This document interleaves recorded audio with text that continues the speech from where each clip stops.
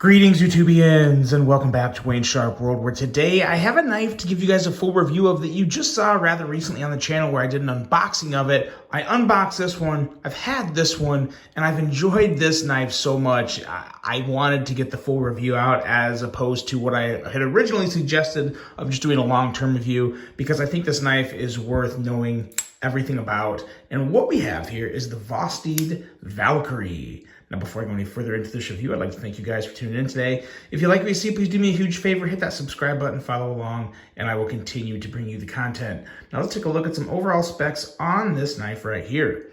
We have an overall length of 7.62 inches, a blade length coming in at 3.26 inches, and a blade thickness of 118 thousandths. Blade steel on these knives will be Nitro V. Now, I want you to pay real close attention to Nitro V because you're going to see on this one here is 154 cm. This is from the first run. The first run sold out almost instantaneously. All that's left on the new run is all Nitro V. So don't forget that.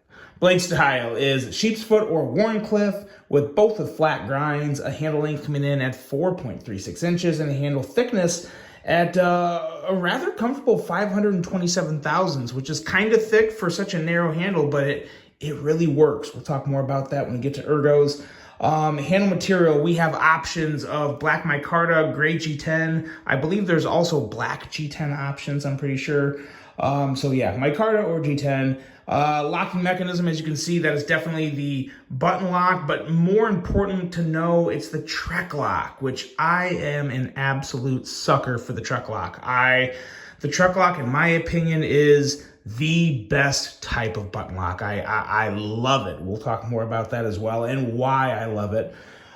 We have a user of a right or left hand tip-up carry, a weight coming in at 3.16 ounces. This is a Vosteed in-house design and a price of $72. So yeah, $72. I'll get this out of the way right now. $72 is 1,000,000% good to go. This is a great knife at that price point. And let's pull this one out of here for a second and do some size comparisons with some other knives. Get you a better idea what we got here. We've got that Civivi Sakoke, a Ray Laconico design. And we'll pull this out. This hasn't been on the channel in quite a while. The Benchmade Bug Out. Probably because you could buy like 4 of the Valkyries for the price of 1 bug out with cheap polymer scales. Moving on. What else do we have here? Here's a better option. The Hodeka. There's the Hodeka, as well as, let's get one more in here. Let's get another button lock. Let's go with the Civivi Conspirator. And the Conspirator is going to be a little longer, but there you go on that. And now let's start talking about this guy because it is, in my opinion, one of the best budget button lock knives you can get. Now, not everything about it is sunshine and rainbows, but most of it's sunshine and rainbows. So let's start with the blade. First off, you have 2 phenomenal looking blade options.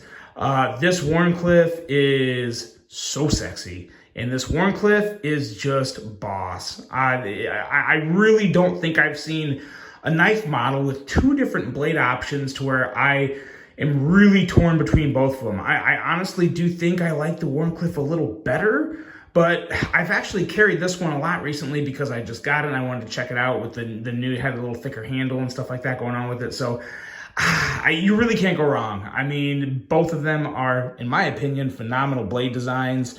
Both of them have behind the edge readings of about 17 thousandths, so nice and slicey. Excellent flipper tabs on these. They're kind of minimal and discreet. They're different, but they work really damn good. Kind of nice thumb studs. The only problem with thumb studs is they're placed like pretty close to the handle, so you can easily flick them out.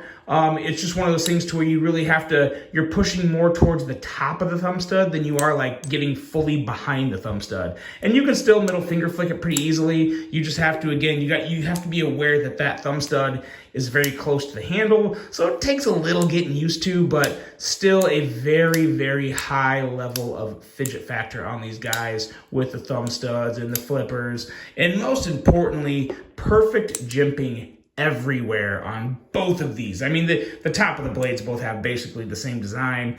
Excellent jimping everywhere. This is the type of jimping I want to see on literally every knife. Like literally every knife. It's just so good. I know sometimes I say it doesn't need jimping, and that's true. Sometimes a knife doesn't need jimping. But any knife that needs jimping on the flipper tab, this is what I want to see. It's grippy, it bites your finger well without leaving, blisters or chafing or anything. Excellent jimping all over this thing for every deployment method. That's very, very important to me because one, it makes it super fidgety, but it also makes it reliable. You don't have to worry about your finger slipping. I mean, this is a pretty minimal flipper tab, and it's just so easy. It's all you have to do is just pull your finger back and the blade is flying out. So it is a very, very nice amount of jimping and design of the flipper tab. Now going into the handle. The handle feels pretty good. It's really nothing like crazy special. It's actually a pretty neutral feeling handle given that it's just basically a long rectangle. But it does sit in your hand in the right spots. Again, you have jimping that ends up right here for your thumb, as well as a lot of jimping here for your index. So you have a nice secure grip. And then the rest of it just kind of falls in your hand. I mean, it really does work good. And this one also feels kind of the same, but this one does feel a little different. And I need to focus on this one because this is the one you would be buying if you purchase one, or at least this is the new run. And I'm not 100% sure, but is that a hair? Yeah. Where'd that come from? Get the hell out of here. But there is a difference in thickness. So I'm going to kind of put these just like that. That's pretty even. As you can see, noticeable difference in handle thickness.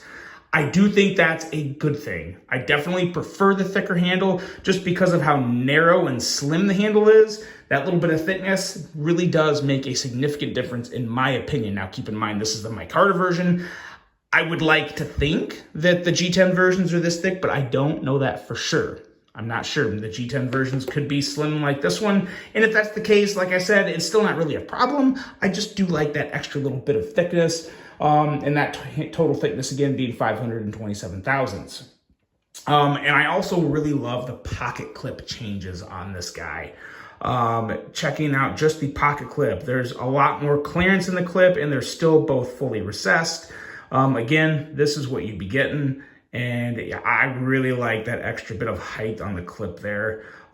Slightly more ramp at the end too, which is always nice. And that's pretty much the only difference. Yeah, that's the only difference. So I did small changes, but I do like them. I do think Fossey could continue to improve their clip. I don't think it's bad the way it is. On certain knives, I dislike it more than others. On this knife, it makes the front flipper pretty unenjoyable because you don't have a lot to grip onto. That's really the one downside of this knife, in my opinion. And it's not really, it may not be a downside for everyone, but the only advice I have to anyone that's considering buying one of these is if you want to buy it as a front flipper first, you may not enjoy it as someone else who is fine with just thumb studs and flippers. Because like I said, the front flipper works. I can use it pretty easily on both of them, but it's not the most comfortable front flipper in terms of how the rest of the knife sits in your hand. You don't have a lot of grip behind the clip because it's still pretty low profile. But the jimping is perfect, so you can still pull it out pretty easily. It's not my favorite front flipping knife. Now, it's pretty easy to do the reach around, actually very easy to give it a reach around, which is also really pretty satisfying and fun. And of course, reach arounds are always fun. Moving on, and the flipper's good. Flipper's really good. Thumb studs are good. Those are all good to go. In terms of the fidget factor, it is amazing. And the action on this, I don't know. I think it's a combination of the Trek lock as well as just the overall knife design. But this is without a doubt one of the best, smoothest button lock knives I've ever handled. And not really just budget, because in terms of just action, I feel like my three favorites as of right now are probably the ProTech Malibu, the Civivi Cogent, and the Kaiser Original XL. Those all have phenomenal action in terms of just smoothness and the types of detents that you get with button lock knives. I know they're not true detents all the time, but you kind of feel it. This is up there. I don't know if it's past. I don't know if it's better than any of those three, but it is legitimately one of the 4 best button lock knives I think I've ever handled. Definitely in the budget sector. And like I said, I'm including the Malibu in there, which is not budget. I just love the action on these. They are stupid smooth. And what really impresses me about these is how easy it is to close the blade, because that can be the trickiest thing with button locks, is how the button tension works on the blade. Because sometimes you can close it and you'll kind of get this. Now granted, this is a lighter blade, but it's still very, very smooth and very easy to time the drop and get it closed. Like, it doesn't take thinking. Once you have this for a little while, you'll just easily be able to close it with really no problem. And the sheep's foot version is actually even easier because it's a little heavier blade. It is just absolute butter on the close, and the deployment. The deployment actually feels really good, and you feel a little more of a detent. It's still not a real crispy tint. It's not like a Malibu. Like I've said it before, the ProTech Malibu detent on that button lock is like something else. But this is still one of the best ones I've ever handled. Like I said, it's coming in at probably 3rd or 4th on the all-time list in terms of just button lock action. It's so good. So yeah, overall, this is an extremely solid offering from Vosteed. Definitely, like I said before, I think I said it during the unboxing, it is one of my favorite Vosteed knives, and they have a lot of really good knives, so I think that says a lot.